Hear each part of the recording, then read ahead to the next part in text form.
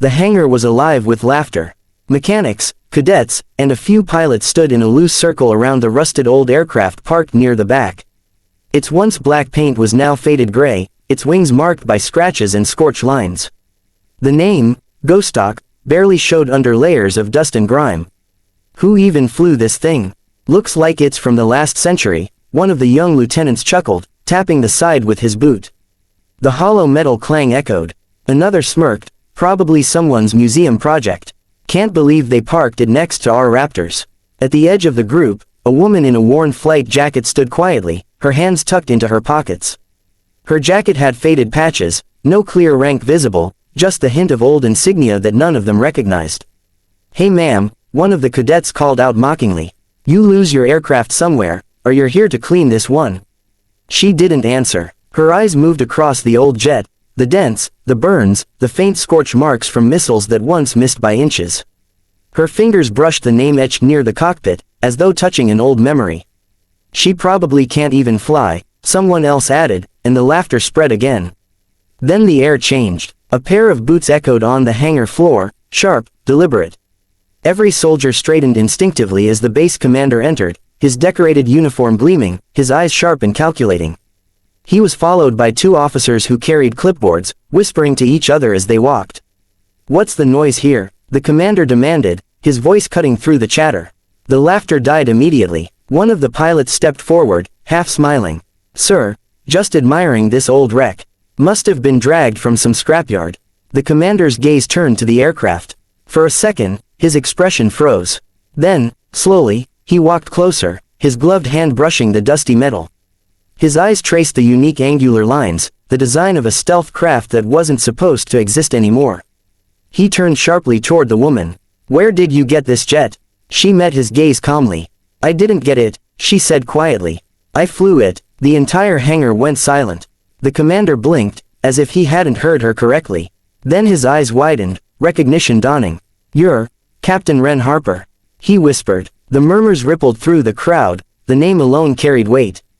Harper, the test pilot who vanished years ago during a classified mission over enemy territory. The one whose aircraft, the experimental Ghosthawk, was declared lost and never found. Without hesitation, the commander straightened, took one step forward, and saluted. Every soldier in the hangar froze as his words echoed. "Stand at attention. That aircraft isn't a relic, it's the Ghosthawk. And this woman brought it home." The laughter was gone. All that remained was stunned silence, and the quiet hum of a legend returning to life. The hangar felt like sacred ground now. The same soldiers who mocked her moments ago stood rigid, unsure whether to look at the commander or the woman they had just insulted. Captain Ren Harper broke the silence first. "I didn't expect to see her again," she said softly, nodding at the Ghosthawk. "Or to see home." The commander lowered his salute and studied her closely. "We thought you were gone. Your entire unit was marked Kia. The Ghosthawk project was buried right after." "I know," Harper replied. "They wanted it forgotten. The mission didn't go as planned, we were ambushed. I had to vanish to keep the tech out of enemy hands." Her voice was calm, but the weight in it silenced even the whispers. She glanced toward the old jet. "She took damage no engineer would have believed possible. I landed her in the mountains beyond the border. Spent months rebuilding her with whatever I could find.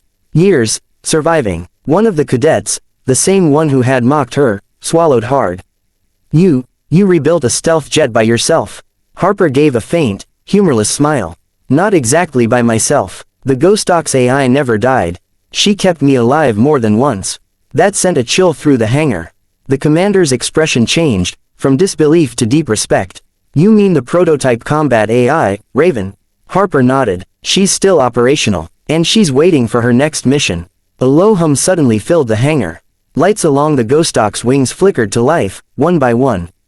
The cockpit canopy opened with a hiss, as if recognizing its pilot's presence. The soldiers stepped back instinctively. Harper ran a gloved hand along the fuselage and whispered, "Easy, girl."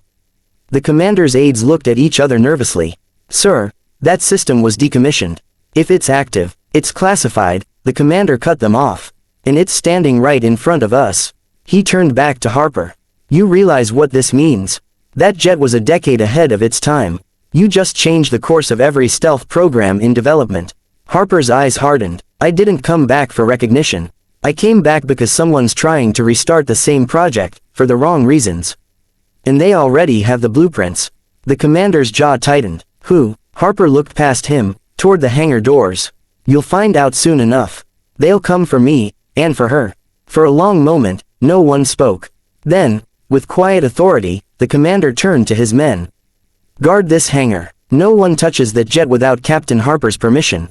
She's back on active duty effective immediately. Every soldier saluted. Harper returned it with a crisp motion, steady, unbroken. Outside, thunder rolled in the distance. The Ghosthawk's engines gave a faint growl, like a beast sensing a coming storm.